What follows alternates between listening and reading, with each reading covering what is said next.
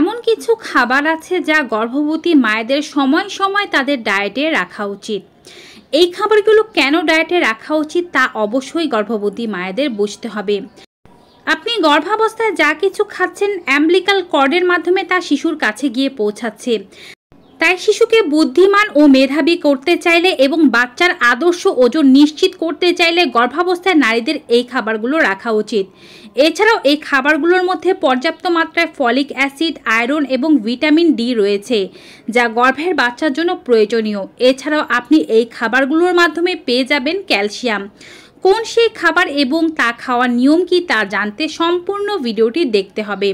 Hello মামিজ, daddy's and all my lovely viewers, সকলের কাছে অনুরোধ থাকবে আপনারা যারা আজকে এই চ্যানেলে নতুন তারা অবশ্যই মা ও শিশু স্বাস্থ্য বিষয়ক এমনই উপকারী ভিডিওগুলো পেতে চ্যানেলটি সাবস্ক্রাইব করে পাশে থাকা বেল আইকনটি ক্লিক করে অল নোটিফিকেশনে ক্লিক করে দেবেন। এতে করে আমরা ভিডিও আপলোড করার সাথে নোটিফিকেশান আপনাদের কাছেই পৌঁছে যাবে। আপনারা আমাদের Facebook page health Bangla beauty follow করুন। চলুন এবারে মূল ভিডিওতে যাওয়া যাক। গর্ভবতী মায়েদের জন্য যেমন একটি আদর্শ খাদ্য তালিকা হওয়া উচিত, তেমনি ভিটামিনের পর্যাপ্ত ব্যালেন্স হওয়া উচিত।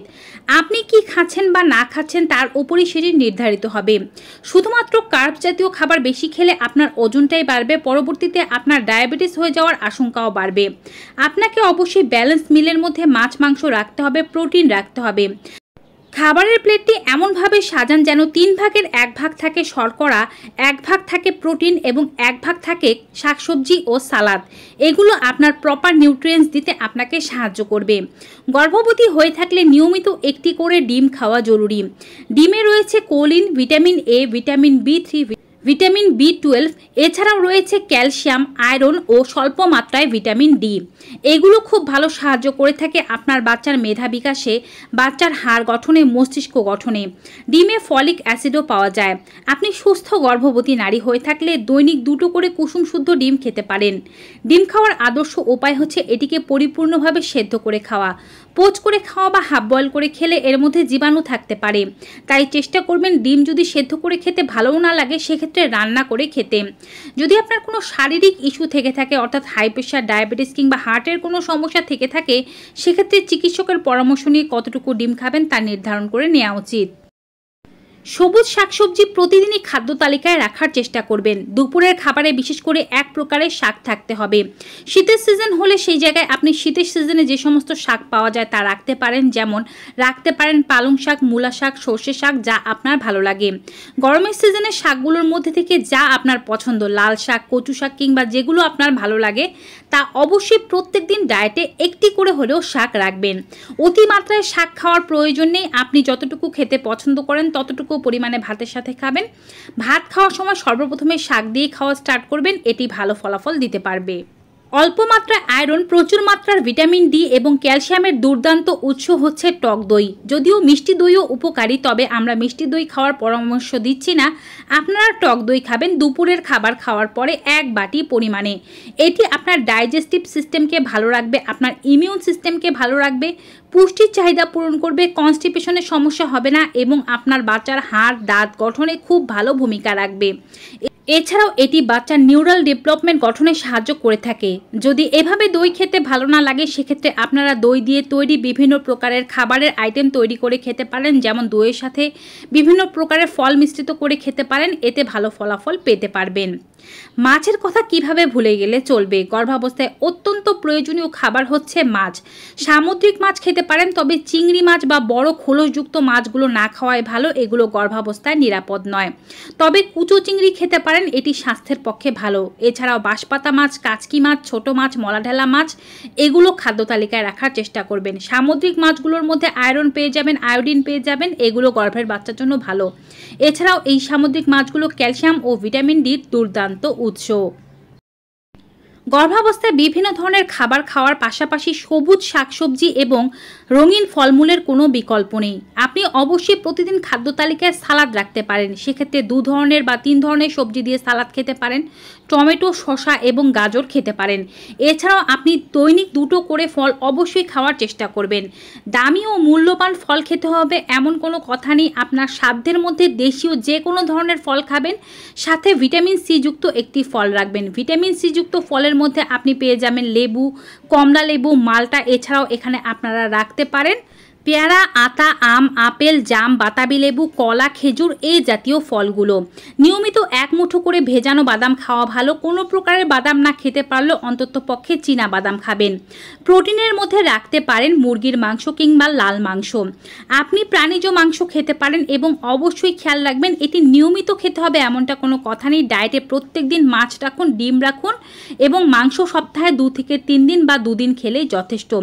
দেশি ছোট মুরগির মাংস খেলেই ভালো হয়, এতে ভালো ফলাফল পাওয়া যায়। এছাড়া যদি সম্ভব না হয় সেক্ষেত্রে আপনারা বেশি করে খাবারে সয়া প্রোটিন রাখুন বা সয়া চাংসগুলো রাখুন। অর্থাৎ যারা চিকেন মিট খেতে পছন্দ করেন না বা মিট খান না তারা খাবারে পনির রাখতে পারেন কিংবা সয়া চাংস রাখতে পারেন। এগুলো কিন্তু দুর্দান্ত প্রোটিনের চাহিদা পূরণ করতে সাহায্য করে থাকে গর্ভবতী মাকে। লাল মাংসের মধ্যে আপনারা যে ধরনের পশুর মাংস খেতে পছন্দ করেন তেমন পশুর মাংস খেতে পারেন সপ্তাহে 1 থেকে 2 দিন এবং কলিজা খাওয়া খুবই ভালো। প্রাণীজ কলিজার মধ্যে আয়রন, প্রোটিন দুর্দান্ত মাত্রায় রয়েছে এবং এগুলো ভিটামিন ডি এরও ভালো উৎস। প্রাণীজ কলিজা সপ্তাহে 1 দিন বা 15 দিনে 1 দিন খেলেই যথেষ্ট। গর্ভাবস্থায় যত ধরনের খাবারই খাওয়ার পরামর্শ দেই না কেন কিন্তু vitamin D, calcium, folic acid ও আয়রনের ক্যাপসুলের কথা কিন্তু না বললে চলবে না। এগুলো অবশ্যই নিয়মিত ডায়েটে রাখতে হবে। সাধারণত আপনি গর্ভধারণ করার পরে প্রথম 3 মাসে আপনাকে ফলিক অ্যাসিডের সাপ্লিমেন্টারি দেওয়া হয়। এরপরে কারো কারো ক্ষেত্রে ফলিক অ্যাসিডও দেওয়া হয়, আয়রন দেওয়া হয় এবং ক্যালসিয়াম দেওয়া হয়। আপনি খাবার খেয়ে এগুলো সহজে পূরণ করতে পারবেন এই কথাটি সত্যি, কিন্তু আপনার বডিতে কতটুকু ল্যাকিংস আছে তা আপনি কেউই জানি না। তা পূরণ করার জন্যই কিন্তু ডক্টরেরা ওষুধ দিয়ে থাকেন। অনেকে বলেন কি ডক্টরেরা বাচ্চাকে বেশি পরিমাণে বড় করে ফেলার জন্য এবং সিজার করানোর বুদ্ধি হিসেবে এ ধরনের ওষুধ আমাদেরকে দিয়ে থাকেন। এটি সম্পূর্ণ ভুল কথা। গর্ভবতী মা অতিরিক্ত পরিমাণে শর্করা জাতীয় খাবার খেলে এবং গর্ভাবস্থায় জেস্টেশনাল ডায়াবেটিসের শিকার হলে সেক্ষেত্রে বাচ্চা অতিরিক্ত পরিমাণে বড় হয়ে যেতে পারে। এর সাথে এই ধরনের ভিটামিনের কোনো সম্পর্ক নেই। এবারে বলছি আপনাকে গর্ভাবস্থায় পরবর্তী যে কাজটি করতে হবে। অনেক ধরনের শারীরিক সমস্যায় আপনি গর্ভাবস্থায় পড়তে পারেন, তার মানে এই নয় যে কোনো সমস্যা বুঝলেই আপনাকে সঙ্গে সঙ্গে কোনো মেডিসিন গ্রহণ করতে হবে। মাথা ব্যথা, শরীর ব্যথা, কোমর ব্যথা কিংবা জ্বর, গ্যাস্ট্রিক অ্যাসিডিটি, এক্ষেত্রে আপনি ওষুধ আগে ডক্টরের কাছ থেকে চেয়ে রাখবেন। বলে রাখবেন আপনি প্রেগনেন্ট এবং আপনার জন্য কোন ওষুধগুলো নিরাপদ তা যেন ডক্টর আপনার জন্য নির্ধারণ করে দেয়। সেই ওষুধগুলোই খাওয়ার চেষ্টা করবেন। কাঁচা লবণ গর্ভাবস্থায় পরিহার করা উচিত। এর জন্য আপনারা অবশ্যই খাবার রান্না করে খাবেন এবং এর মধ্যে লবণ দেবেন। যদি কারো হাই প্রেশারের সমস্যা থেকে থাকে সেক্ষেত্রে লবণটা অবশ্যই কমিয়ে আনতে হবে। খাবারের পরিমাণে লবণ কম দিতে হবে যেন আপনাদের হাই প্রেশারের সমস্যা না বাড়ে। যদি আপনি এমন কোনো দেশে অবস্থান করে থাকেন যেখানে সহজে স্ট্রবেরি বা ব্লুবেরির মতো খাবারগুলো পাওয়া যায় তবে তা খাওয়ার চেষ্টা করবেন।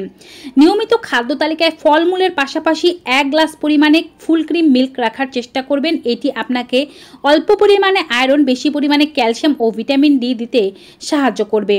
আপনার ডায়েট চার্টটি এভাবে নির্ধারণ করুন যে প্রত্যেকদিন খাবারের তালিকায় 2টো করে ফল থাকবে, 1 মুঠো বাদাম থাকবে, 2টো করে ডিম থাকবে, 1 গ্লাস দুধ থাকবে, সাথে 1 বাটি টক দই, দুপুরে 1টি ডিম অথবা 1টি মাছ, সাথে 1 বাটি সালাড, কিছু পরিমাণে সবজি ও 1টি করে শাক এবং অল্প পরিমাণে ভাত অথবা রুটি। এটি আপনার দৈনন্দিন ডায়েটে অন্তর্ভুক্ত করতে পারলে কোনো প্রকারের পুষ্টির অভাব হবে না।